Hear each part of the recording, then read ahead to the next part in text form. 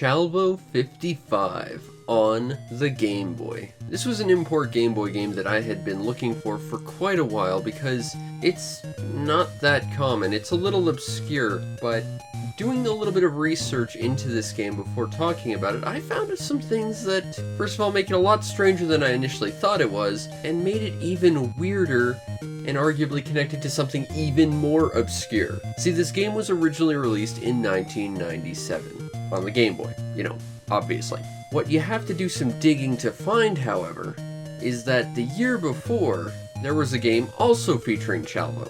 Kind of. It was an unreleased Virtual Boy game called Bound High.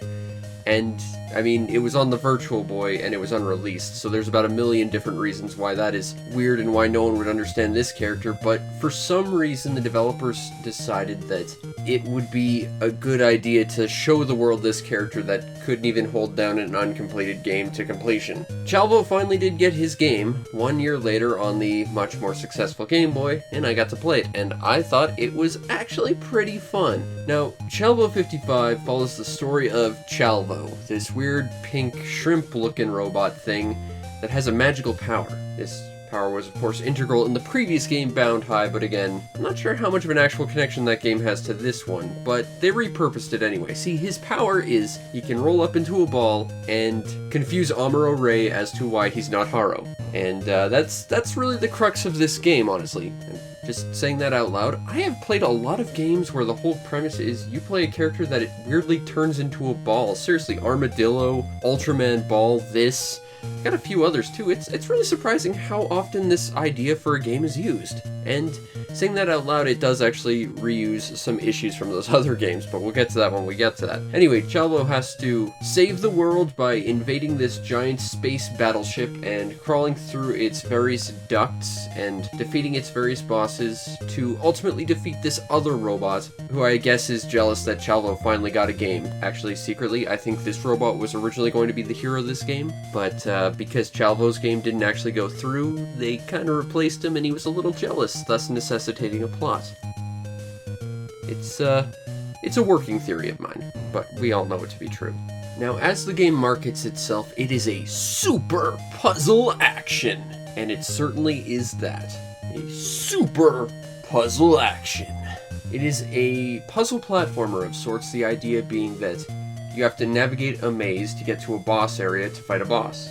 The key trick being that in order to open the door to the boss room, you have to collect various diamonds that are arbitrarily strewn about the maze. And the real challenge comes from solving the various puzzles and using your abilities to get those diamonds, and to navigate the rooms to get them. Chalvo itself has a very simple control scheme. He walks to the left, he walks to the right, and holding the A button, he can push objects into other places. This is a key feature that will allow you to circumvent some traps, and is a keystone to solving puzzles. His other ability is to press the B button and he turns into his bouncy ball form.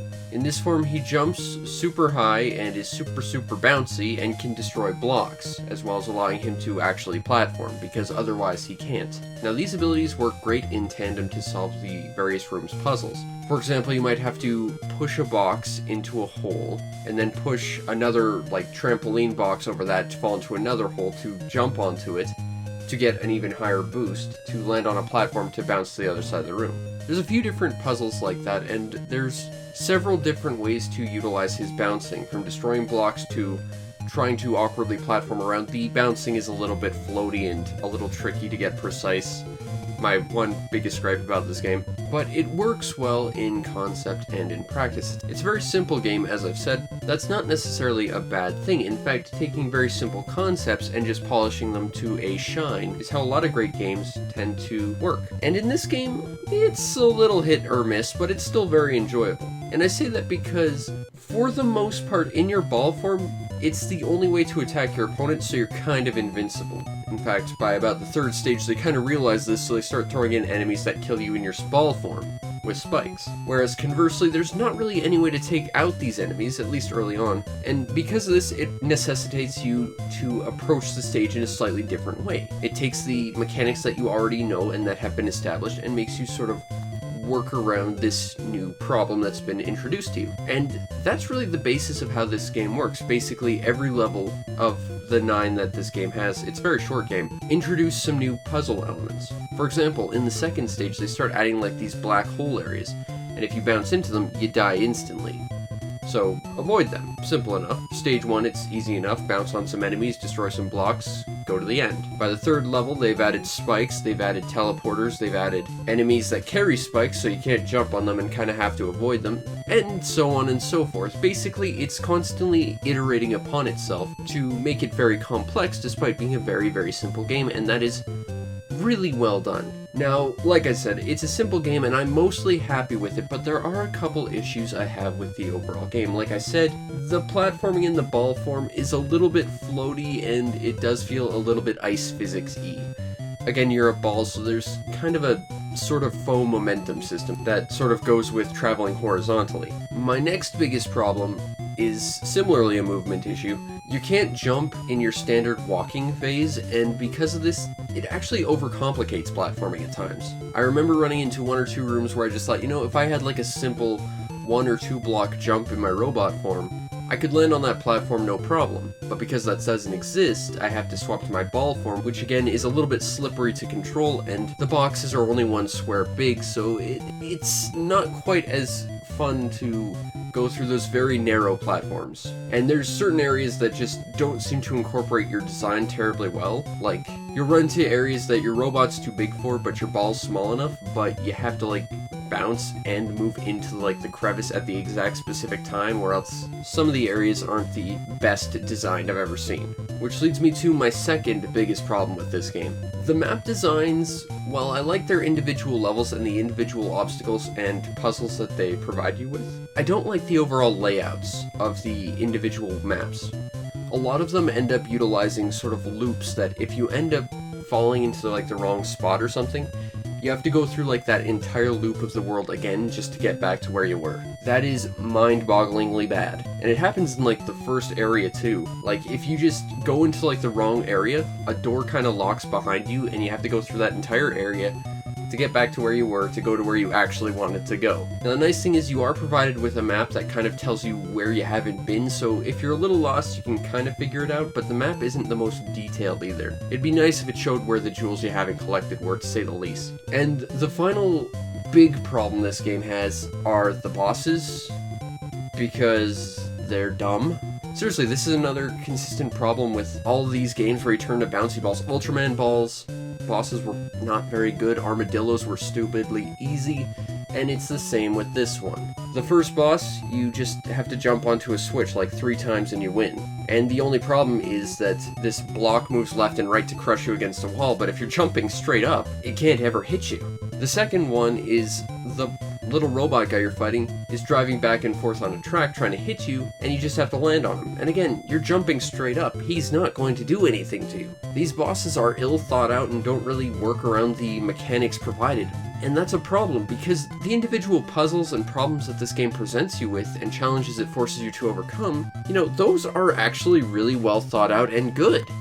But these bosses are the antithesis of it. Overall, if you like puzzle games and platform games, Chalvo 55, it might not be the most challenging, but it's a fun one. It's got some issues, but I think the individual levels and the individual rooms and just in general puzzles and problems that it provides you with are enjoyable enough to overlook the more grand issues, because the individual experience honestly is just fun. When you're running around in individual rooms trying to solve the puzzle of how to get to, you know, the teleporter you need to get to, or get the diamond, or figure out how to get past this one obstacle, it's challenging, it's fun, and it uses its very simple mechanics expertly.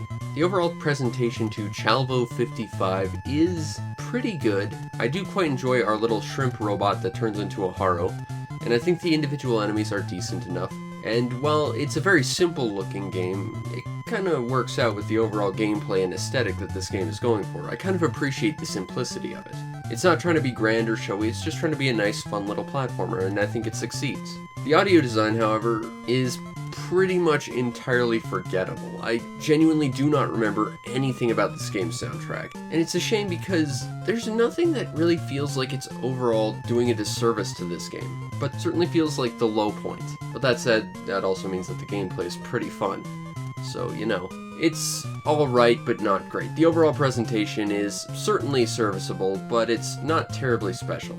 Now, if you want a copy of Chalvo 55, well, this is actually a pretty uncommon Game Boy game, especially for an import, which is a little bit surprising. It's held its value pretty well, but it's just not a very easy to come by game. On eBay right now, there's a total of less than 10 listings, with the cheapest one being $30, and the most expensive one being complete about $100 more. It's not one of the most expensive imports, but it's certainly not a cheap one either. And while I think if you're going to drop a lot of money on a single Game Boy game, I'd keep saving for Painter Momopi because, let's just be honest, Painter Momopi's awesome. Chalvo 55 is a decent pickup for $30. I would see if you could get it a little cheaper, but not bad. I actually found my copy through, like, the most unexpected thing ever. I found it at the one yard sale I've ever seen this entire city have that had video games, in a little wicker basket, and I bought the entire basket, and, like, I think I paid like 20 cents for every game there. And out of the huge amount of games I bought at that yard sale, which you can see a video of that I put up about a year ago, you know, this was probably the most important game that I found. It was one that I was very excited about, and having played it, it was, honestly, I'm not going to sugarcoat it, it wasn't quite as good as I'd hoped it to be. It was nowhere near as good as, again, Painter Momopi, but it was a fun pickup, and I think this game tries to embody exactly what the importing experience is about, at least what you optimistically want the importing experience to be. You want a game that you can play regardless of your language barrier, because there's literally like zero dialogue in this game, and you want it to be a fun, memorable experience that isn't going to hinder you based on whatever region you're playing it on. It's on a region-free system, there's, like I said, no language barrier, and it's a fun, simple puzzle platformer. It might not be the best Game Boy game I've ever played, but it's certainly a damn good import and one of the more memorable ones. If you think this game looks good, it is. Just maybe don't pay too much for it. Again, you gotta keep saving for Painter Momopi. But I'm glad our little shrimp bot Haro friend finally got his game, because Chalvo 55 is a lot of fun. I kinda wish his original game did get released, so that we could maybe have even more Chalvo games. I mean, this game didn't exactly set the world on fire, but you know what? I gotta say, Chalvo, he's alright. And his little shrimp bot Haro powers are okay by me. And I hope I get to play more of these weird ball games because, you know, none of them have been perfect, but they're all really enjoyable, just like Chalvo 55.